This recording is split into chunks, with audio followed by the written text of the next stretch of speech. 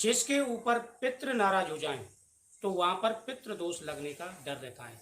अगर पितृ दोष लग जाता है तो बहुत सारी परेशानियों का सामना करना पड़ता है। अगर किसी के ऊपर पितृ दोष है तो वह आसानी से पहचान सकता है। पुत्र प्राप्ति में परेशानी होती है कई बार पितृ दोष के कारण। घर में छोटी छोटी बातों पर लड़ाई झगड़े कलेश होते हैं। घर में बरकत रुक जाती है। कई प्रकार की परेशानी और व्याधाएं घर में आना शुरू हो जाती हैं। सुबह से ही कलेश शुरू हो जाता है और रात तक कलेश होता है। कई सारी ऐसी व्याधाएं होती हैं जिनमें पैसा खर्च होता है, बरकत रुक जाती है। तो पितरों का आशीर्वाद बहुत ही जरूरी है। सबसे पहला, कभी भी पितरों को अपशब्द नहीं बोलना चाहिए। काफी लोग ऐसे होते हैं कि पितरों को अपशब्द बोलते हैं। पितरों ने हमारे लिए क्या किया जिससे हम उन्हें याद करें, ऐसा कभी नहीं बोलना चाहिए। पितृपक्ष में पितरों को आदर सम्मान से उनका स्मरण करें और दक्षिण दिशा की तरफ उनकी फोटो आदि लगाएं। फोटो को अच्छी तरह साफ रखें और प्रतिदिन सफेद पुष्पों की माला पितरों को अर्पण करनी चाहिए। नंबर 2, प्रतिदिन आपको पितरों के नाम से तर्पण करना चाहिए। तर्पण आपको 21 पीढ़ी तक के पितरों का करना चाहिए। यह आपका कर्तव्य है। आप पितरों के नाम से प्रतिदिन तर्पण जरूर करें। देवऋण, ऋषिऋण और पितृऋण, इनमें से पितृऋण सबसे महत्व होता है। वंश वृद्धि इसीलिए चाहते हैं पितर कि हमारे बाद में हमको कोई पूछने वाला हो, हमारे वंश में कोई ऐसा हो जिससे वह हमारे निमित्त कुछ ना कुछ करे। पितरों के नाम से पितृपक्ष में आप कोई ना कोई कथा का श्रवण करें, जैसे भागवत गीता हुई या कोई भी पुराण हुआ, आप उसका श्रवण करके उसके फल को पितरों के नाम से अर्पण करें। पितृपक्ष की जो एकादशी आएगी, इसको व्रत आपको अवश्य करना है। जो पितृपक्ष की इंद्र एकादशी होती है उसका व्रत रख करके उसके पुण्य को पितरों को अर्पण कर देना चाहिए। इससे अगर हमारे पितृ कोई कष्ट में होंगे तो उनको वैकुंठ लोक की प्राप्ति होगी। ये सारी बातें ध्यान रखना है। पितृपक्षी जब तक चलेगा, घर के अंदर आपको कोई भी प्याज, लहसुन, मीट, मांस का प्रयोग बिल्कुल नहीं करना है। इस बात का विशेष रूप से आपको ध्यान रखना है और यह ध्यान रखने वाली बात है।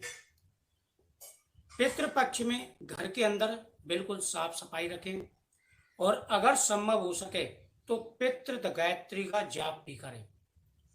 पितृ गायत्री का जाप करने से अनेक प्रकार की व्याधियों का निवारण हो जाता है।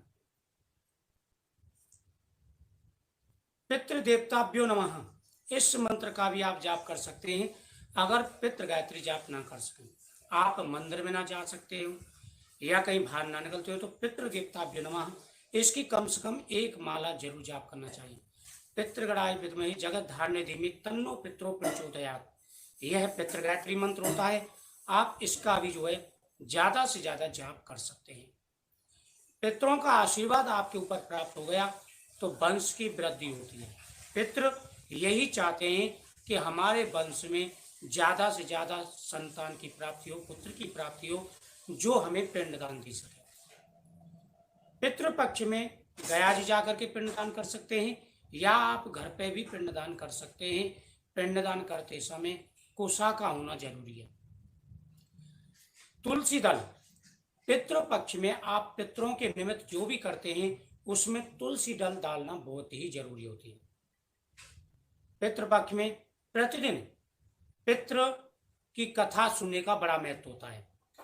जिनके अभी गोद सूनी है, पुत्र की प्राप्ति नहीं हुई है, तो वह प्रतिदिन पितरों की कथा जरूर सुने। उसका लिंक मैं डिस्क्रिप्शन बॉक्स में दे दूंगा। इस बात का हमेशा ध्यान रखें, पितरों के नाम से सबसे पहला ग्रास अग्नि के लिए निकालें। प्रतिदिन की खाना बनते समय पहला ग्रास अग्नि का निकालना चाहिए, दूसरा ग्रास पीपल वृक्ष का निकालना चाहिए, तीसरा ग्रास गौ माता का निकालना चाहिए, चौथा ग्रास कुत्ते के नाम का निकालना चाहिए और पांचवा ग्रास पक्षियों के नाम से निकालना चाहिए। ये 5 ग्रास प्रतिदिन जरूर निकालने चाहिए।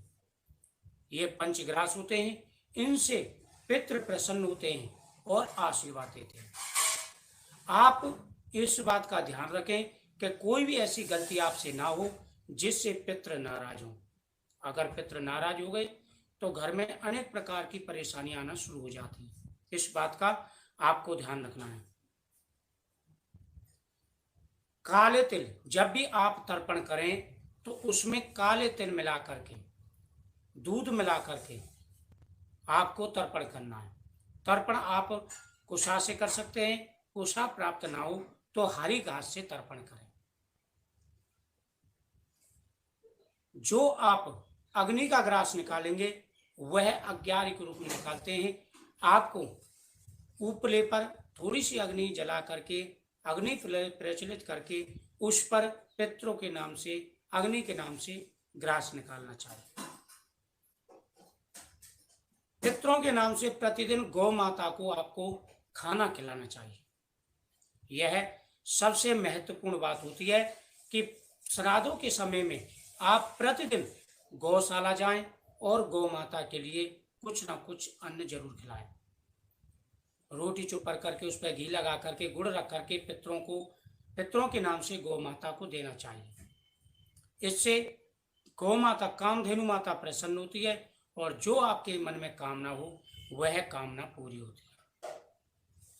पितरों के नाम से वस्त्र अर्पण जरूर करना चाहिए। छत्र, वस्त्र, जूते, अन्न, यह जरूर देना चाहिए। पितरों के नाम से मंदिरों पर अन्नदान, झाड़ूदान, घीदान, ये 3 दान अवश्य करने चाहिए। इस दान से करने से पितृ प्रसन्न होते हैं और आशीर्वाद देते हैं। यह ऐसे कार्य होते हैं जो प्रतिदिन आपको करने चाहिए। कोई भी घर में से पितरों के नाम से दान कर सकता है। पितरों का सबका अधिकार होता है और सभी पितरों के नाम से दान कर सकते हैं। तो ये जानकारियां थी। मुझे उम्मीद है आपको ये जानकारी अच्छी लगेंगी। साधारण सी जानकारियां हैं।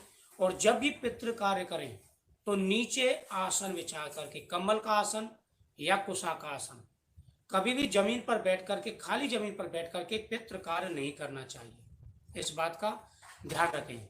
पितृ कार्य हमेशा पितृ की तिथि पर करना चाहिए और 21 पीढ़ी तक के पितरों का कार्य प्रतिदिन करना चाहिए। तो ये आप कार्य करेंगे तो पितृ प्रसन्न होकर के आपको आशीर्वाद अवश्य देंगे। तो मुझे उम्मीद है आपको जानकारी अच्छी लगी होगी। तो इन कार्यों का ध्यान रखें, पितरों का आदर करें, सम्मान करें और पितरों को अपशब्द नहीं बोलें। अगर आपके दरवाजे पर कोई भी साधु आ जाता है कुछ भी मांगने के लिए तो पितृपक्ष में उसका अनादर नहीं करना चाहिए। इन बातों का आपको ध्यान रखना है। ओम पितृदेवताभ्यो नमः।